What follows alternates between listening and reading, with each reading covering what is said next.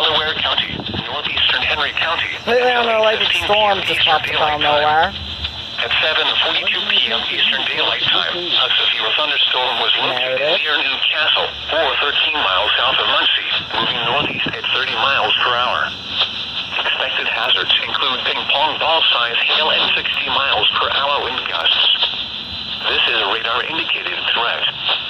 The following impacts are expected. People and animals outdoors will be injured.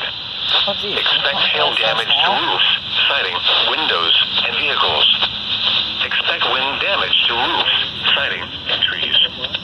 Locations impacted include Newcastle, Parker City, Farmland, Lynn, Selma, Sulphur Springs, Merlin, Mount Summit, Lissettville, Modoc, Springport, Brownsville, Summit Lake State Park, and Prairie Creek Reservoir.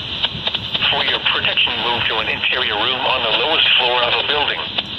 Repeating, a severe thunderstorm warning has been issued until 8:15 p.m. Eastern Daylight Time for the following counties in Indiana, Delaware,